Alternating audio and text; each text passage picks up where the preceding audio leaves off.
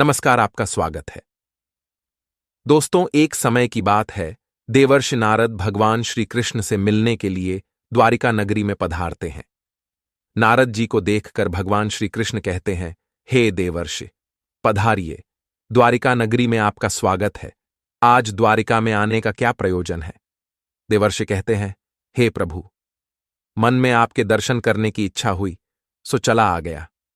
भगवान श्री कृष्ण मुस्कुराते हुए कहते हैं, हे देवर्षि, अवश्य ही आपके मन में आज कोई न कोई शंका निर्माण हो गई होगी, इसीलिए निसंकोच होकर पूछ लीजिए। देवर्षि कहते हैं, हे प्रभु, आप तो सब कुछ जानते हैं, मेरे मन में जो भी शंका है उसके विषय में भी आपको पता है, लेकिन फिर भी अगर आप पूछ रहे हैं तो बताने की चेष्टा करता हूं। हे प्रभु, आज मैं आपके पास यह जानने के उद्देश्य से आया हूं कि किस कारण से मनुष्य के जीवन में दरिद्रता आती है। देवी लक्ष्मी किस कारण से मनुष्य के घर का त्याग करके चली जाती है, और वह कौन सा पुण्य है जिससे देवी लक्ष्मी सदैव ही मनुष्य के घर में वास करती है। भगवान श्री कृष्ण कहते हैं, हे देवर्षि, आज आपने समस्त मानव जाति के कल्याण के उद्देश्य से अत्यंत महत्वपूर्ण बात पूछी है। देवी लक्ष्मी के कारण ही मनुष्य के घर में सुख समृद्धि का वास होता है, और जब देवी लक्ष्मी घर का त्याग करके चली जाती है तो उस घर में दरिद्रता का ही वास होता है। इस विषय में एक प्राचीन इतिहास कहा जाता है, जो मैं आपको सुनाता हूं। जो भी मनुष्य इस कथा का श्रवण करता है, उसके घर में देवी लक्ष्मी के साथ समस्त पुण्य निवास करते हैं। इसीलिए आप इस कथा का श्रवण कीजिए और इसका तीनों लोकों में प्रचार कीजिए। देवर्षि कहते हैं, हे प्रभु, कृपया आप मुझे वह कथा सुनाइए। आपके मुख से इस कथा को सुनना मेरा सौभाग्य है।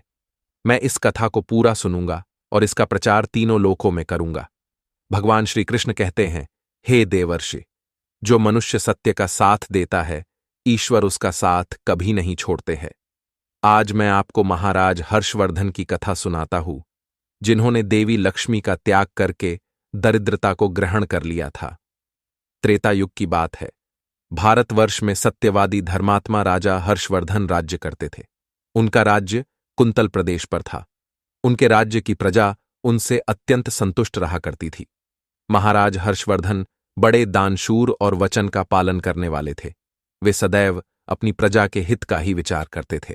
महाराज हर्षवर्धन इतने दयालु थे कि उनकी महानता का परिचय इस बात से पता चलता है, जब भी उनके नगर में कोई भी साधारण मनुष्य बिक्री करने के लिए बाजार में अन्न, वस्त्र आदि कोई वस्तु लाता, और यदि वह वस्तु सायंकाल तक नहीं बिकती तो उसे राजा स्वयं खरीद लिया करते थे, ताकि उनके राज्य से कोई खाली हाथ न जा सके।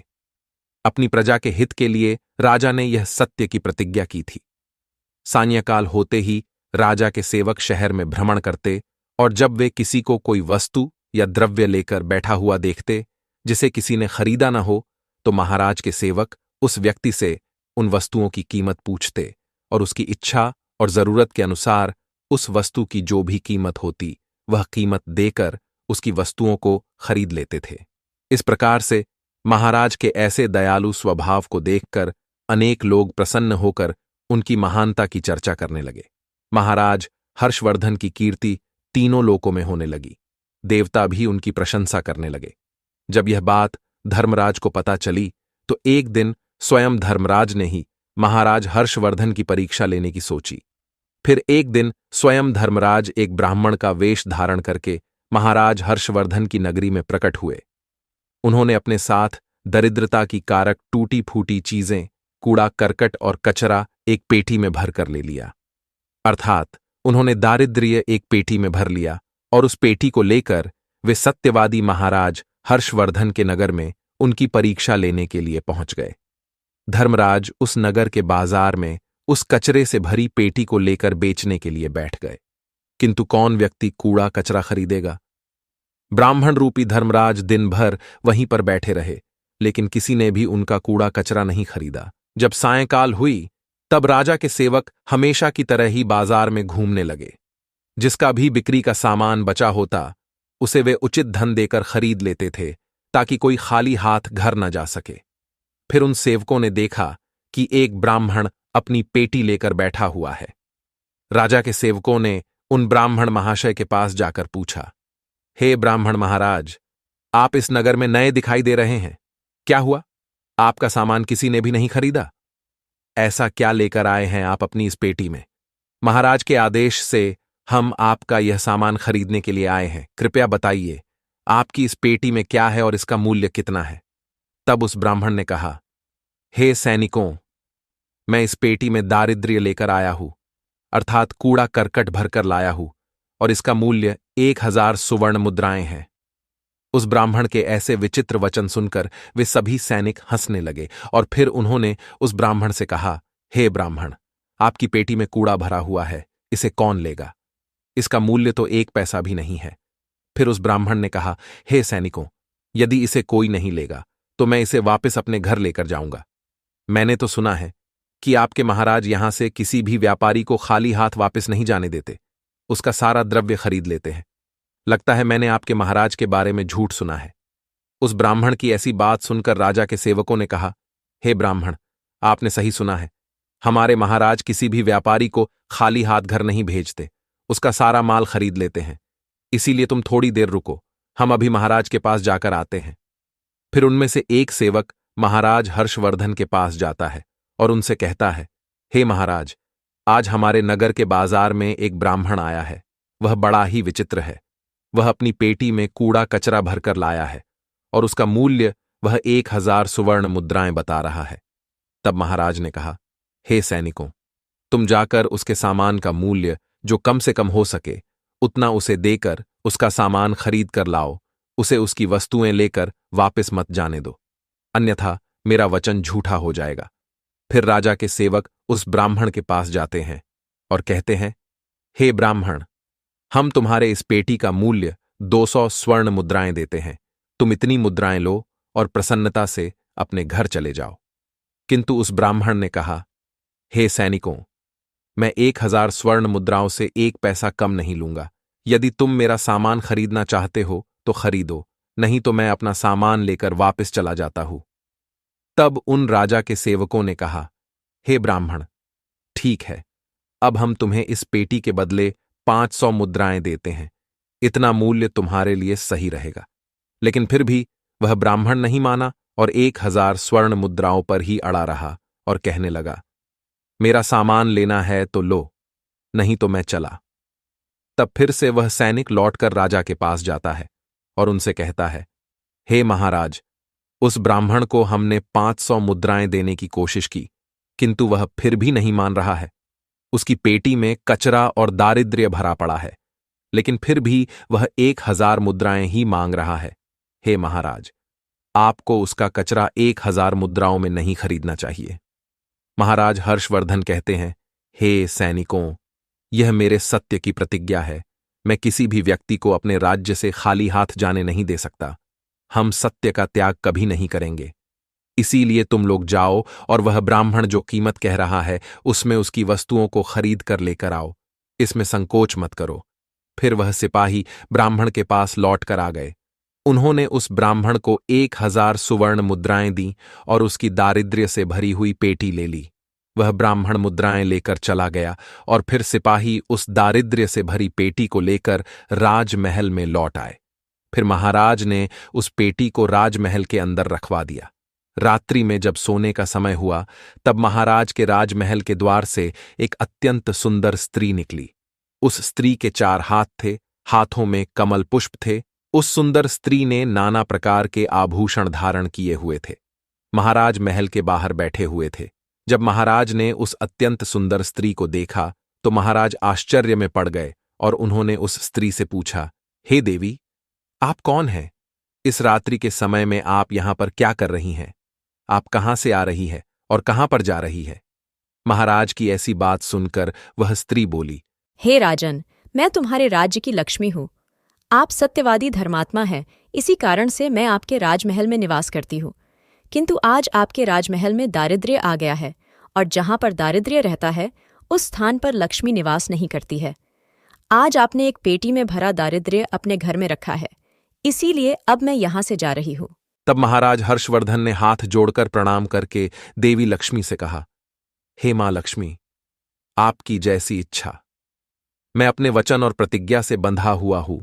मैं अपना वचन नहीं तोड़ सकता। इस कारण से मैं उस दारिद्र्य से भरी पेटी को लेने से मना नहीं कर सकता था। कृपया आप मुझे क्षमा कीजिए। तब देवी लक्ष्मी महाराज के राजमहल का त्याग करके चली जाती है। थोड़ी देर बाद राजा ने एक बहुत ही सुंदर युवा पुरुष को राजमहल के दरवाजे से निकलते देखा। तो महाराज ने उससे पूछा, हे देव, आप कौन हैं? यहां पर कैसे आए और आप कहां जा रहे हैं? उस सुंदर पुरुष ने कहा, हे राजन, मेरा नाम दान है। आप सत्यवादी धर्मात्मा हैं, सदैव धर्म का पालन करते हैं। इसी कारण से मैं आपके राज्य महल में निवास करता था। किंतु अब देवी लक्ष्मी आपके राज्य महल को त्याग कर चली गई है। लक्ष्मी के बिना आप दान कहां से करेंगे? इसीलिए मैं भी अब आपको छोड़कर जा रहा हूं। तब महाराज हर्षवर्धन बोले, हे देव, ठीक है, जैसी आपकी इच्छा, आप भी जा सकते हैं, किंतु मैं अपने वचन को तोड़ नहीं सकता। फिर वह दान भी महाराज को छोड़कर चला जाता है। उसके बाद अन्य एक सुंदर पुरुष राजमहल से निकलता हुआ दिखाई पड़ा। तब महाराज ने उससे पूछा, हे देव, आप कौन हैं और कहां जा रहे हैं? तब उस पुरुष ने कहा, हे राजन, मैं यज्ञ हूं। आप सत्यवादी धर्मात्मा हैं। आप सदैव दान धर्म करते थे। इसी कारण से मैं आपके राज्य में निवास करता था। किंतु अब लक्ष्मी और दान आपका घर छोड़कर चले गए हैं, तो मैं भी जा रहा हूं। क्योंकि लक्ष्मी के बिना यज्ञ नहीं किया जा सकता और दान के बिना यज्ञ संपन्न नहीं हो सकता, इसीलिए मैं भी आपका त्याग करके जा रहा हूं। महाराज हर्षवर्धन ने कहा, हे देव, ठीक है, जैसी आपकी इच्छा, आप भी जा सकते हैं, किंतु मैं अपने वचन का त्याग नहीं करूंगा। फिर वह यज्ञ भी राजमहल को छोड़कर चला जाता है। फिर कुछ समय बाद अन्य एक अत्यंत सुंदर पुरुष राजमहल से जाता हुआ दिखाई देता है। तो राजा ने उसे भी पूछा, हे महाशय, आप कौन हैं और राजमहल छोड़कर क्यों जा रहे हैं? तब उस पुरुष ने कहा, हे राजन, मैं यश हूं। आपके पुण्यों के कारण मैं आपके घर में निवास कर रहा था, किंतु अब आपके यहां से लक्ष्मी, दान, यज्ञ आदि सब चले गए हैं, तो उनके बिना आपको यश की प्राप्ति नहीं हो सकती। इसी कारण से मैं भी यहां से जा रहा हूं। तब राजा ने उसे भी नमस्कार किया और आदरपूर्वक जाने दिया। फिर उसके बाद अन्य एक अत्यंत सुंदर स्त्री राजमहल से निकली, जिसने सुंदर वस्त्र परिधान किए हुए थे। उसे देखकर राजा ने पूछ लिया, हे देवी, आप कौन हैं और आप किस कारण से मेरे राजमहल का त्याग कर रही हो? तब वह स्त्री बोली, हे राजन, मैं कीर्ति हूँ। लक्ष्मी, दान, यज्ञ और यश ने भी आपका साथ छोड़ दिया है, तो उनके बिना मैं भी आपके राजमहल में नहीं ठहर सकती। इसीलिए मैं भी जा रही हूँ। तब राजा ने उसे भी जाने दिया। फिर अंत में एक अत्यंत सुंदर पुरुष राजमहल से निकला और उसे देखकर राजा ने पूछा, हे देव, आप कौन हैं और आप भी हमारे राजमहल को छोड़कर क्यों जा रहे हैं? तब उस पुरुष ने कहा, हे राजन, मैं सत्य हूं। आप एक सत्यवादी धर्मात्मा राजा है, इसीलिए मैं आपके यहां निवास करता था। किंतु अब आपके यहां से लक्ष्मी, दान, यज्ञ, यश, कीर्ति आदि सभी चले गए हैं, तो मैं भी यहां से जा रहा हूं। तब महाराज हर्षवर्धन ने कहा, हे सत्य, आप भी मेरा त्याग कर रहे हैं, किंतु मैंने तो आपका कभी त्याग ही नहीं किया। आपका त्याग न करने के कारण ही सभी मुझे छोड़कर जा रहे हैं। इसीलिए आप मुझे छोड़कर कैसे जा सकते हैं? मैंने अपने सत्य वचन का पालन करने के लिए ही दारिद्र्य को अपने घर में रखा था। मैंने संसार के कल्याण के लिए यह वचन दिया था कि मेरे राज्य से कोई भी खाली हाथ नहीं जाएगा। जो भी मेरे राज्य में कोई वस्तु बेचने आएगा, यदि उसकी वस्तु कोई नहीं खरीदेगा, तो उसे मैं खरीद लूंगा। इसीलिए मैंने अपने सत्य वचन का पालन करने के लिए उस ब्राह्मण को 1000 सुवर्ण मुद्राएं देकर उससे दारिद्र्य खरीद लिया था। उसी दारिद्र्य की पेटी के कारण देवी लक्ष्मी ने आकर मुझसे कहा कि वे उस स्थान पर निवास नहीं करती जिस स्थान पर दारिद्र्य रहता है, और देवी लक्ष्मी के जाते ही यज्ञ, दान, यश, कीर्ति सब मुझे छोड़कर चले गए हैं। मेरे सत्य वचन का पालन करने के लिए ही मैंने उन सभी को जाने दिया, और अब आप भी मुझे छोड़कर जा रहे हैं। महाराज हर्षवर्धन की बात सुनकर वह सत्य बोला, हे राजन, यदि आपने मेरे लिए ही इन सब का त्याग किया है तो ठीक है, मैं आपका राजमहल छोड़कर नहीं जाऊंगा। आप सचमुच बड़े पुण्यात्मा और सत्यवादी हैं, इसीलिए अब से मैं आपके राजमहल में ही निवास करूंगा। और वह सत्य फिर से राजमहल में लौट गया। उसके थोड़ी ही देर बाद एक सुंदर स्त्री लौट कर आ गई। उसे देखकर राजा ने पूछा, हे देवी, आप कीर्ति है, अब भी आप मुझे छोड़कर चली गई थी, तो फिर वापस क्यों लौट कर आ गई? तब कीर्ति ने कहा, हे राजन, मुझे क्षमा करो। मैं लक्ष्मी, यज्ञ, दान, यश के बिना तो रह सकती हूँ, किंतु सत्य के बिना नहीं। इसीलिए जहां सत्य रहेगा मैं भी वहीं पर रहूंगी। फिर राजा ने कीर्ति का स्वागत किया और वह राजमहल में चली गई। फिर यश वहां पर लौट कर आ गया। राजा ने उससे पूछा, हे महाशय, आप तो यश है, आप मुझे छोड़कर चले गए थे, फिर लौटकर क्यों आ गए? तब उस पुरुष ने कहा, हे राजन, कोई राजा कितना ही बड़ा धनवान हो, दानशूर हो, किंतु सत्य के बिना उसे यश प्राप्त नहीं हो सकता। इसीलिए जहां पर सत्य विराजमान रहता है, मैं भी वहीं पर रहता हूं। सत्य के बिना मैं नहीं रह सकता। ऐसा कहकर फिर यश ने राजमहल में प्रवेश किया। उसके कुछ क्षण बाद यज्ञ भी लौटकर आ गया। राजा ने उससे भी पूछा, हे महाशय, आप क्यों लौटकर आ गए? तब यज्ञ ने कहा, हे राजन, चाहे कोई कितना भी लक्ष्मीपति और दानशील क्यों ना हो, किंतु बिना सत्य के यज्ञ शोभा नहीं देता है। आप में सत्य विराजमान है, इसीलिए मैं भी आपके पास ही रहूंगा। इतना कहकर यज्ञ भी राजमहल में वापस लौट गया। उसके कुछ क्षण बाद दान भी वापस आ गया। राजा ने उससे भी पूछा, हे महाशय, आप भी मुझे छोड़कर गए थे, फिर लौटकर किस कारण से आ गए? तब उस पुरुष ने कहा, हे राजन, मैं दान हूं। कुछ समय पहले मैं आपको छोड़कर गया था, किंतु आप में सत्य विराजमान है, और जहां सत्य रहता है मैं भी वहीं रहता हूं।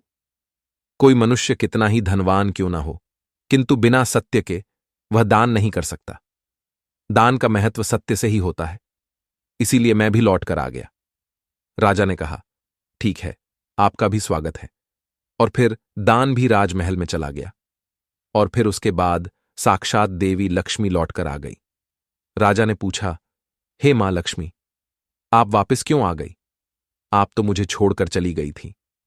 तब देवी लक्ष्मी ने कहा, हे राजन, यह आपके सत्य की परीक्षा थी। आपके यहाँ पर यश, दान, यज्ञ और सत्य सभी निवास करते हैं, और लक्ष्मी के बिना सभी विफल हो जाएंगे। इसीलिए मैं आपके सत्य धर्म की रक्षा करने हेतु लौटकर आ गई हूं। तब राजा ने कहा, हे मां लक्ष्मी, मेरे यहां पर तो दारिद्र्य से भरी हुई पेटी है। जहां दारिद्र्य रहता है वहां पर आप कैसे निवास कर सकती हो? तब देवी लक्ष्मी ने कहा, हे राजन, मेरी कृपा से वह दारिद्र्य से भरी पेटी भी सुवर्ण और रत्नों से भर जाएगी। इतना कहकर मां लक्ष्मी भी राजमहल में प्रवेश करती है। मां लक्ष्मी के प्रवेश करते ही वह पेटी में भरा पड़ा कूड़ा कचरा रत्न और सुवर्ण के आभूषण में बदल गया। इसके कुछ समय के पश्चात स्वयं धर्मराज ब्राह्मण के रूप में राजमहल में आ गए। तब राजा ने उनसे पूछा, हे विप्रवर, आप कौन हैं? आपने तो मेरा त्याग नहीं किया था, फिर आप यहां पर कैसे आ गए? तब उस ब्राह्मण ने कहा, हे राजन, मैं साक्षात धर्म हूं। मैं ही ब्राह्मण का रूप धारण करके आया था, और मैंने ही 1000 सुवर्ण मुद्राओं के बदले तुम्हें दारिद्र्य दिया था, किंतु तुमने अपने सत्य के बल से मुझे जीत लिया है। इसीलिए अब मैं तुम्हें वरदान देने के लिए आया हूं। बताओ, मैं तुम्हें कौन सा वर प्रदान करूं? इतना कहकर धर्मराज ने अपना मूल स्वरूप धारण किया। तब राजा हर्षवर्धन ने कहा, हे धर्मराज, आपके दर्शन करके मैं धन्य हुआ। कृपया आप अपनी कृपा सदैव मुझ पर बनाए रखें। मुझे और कुछ नहीं चाहिए। फिर धर्मराज ने राजा को आशीर्वाद दिया और उस स्थान से अंतर्ध्यान हो गए। भगवान श्री कृष्ण कहते हैं, हे देवर्षि, इस प्रकार से अपने सत्य धर्म के कारण ही महाराज ने सभी पर विजय प्राप्त की थी। इसीलिए मनुष्य को कभी भी सत्य का अनादर नहीं करना चाहिए। हमेशा सत्य का पालन करना चाहिए। जो सत्य की राह पर चलता है उसके पास लक्ष्मी, दान, यज्ञ, यश, कीर्ति सदैव निवास करते हैं। तो दोस्तों, इस प्रकार से भगवान श्री कृष्ण ने नारद जी को अत्यंत महत्वपूर्ण ज्ञान दिया है। आपको यह कथा कैसी लगी, कमेंट करके अवश्य बताएं। अगर जानकारी अच्छी लगी तो वीडियो को लाइक जरूर करें और कमेंट में जय श्री कृष्ण और जय मां लक्ष्मी जरूर लिखें। साथ ही चैनल को सब्सक्राइब करें। आप सभी का धन्यवाद।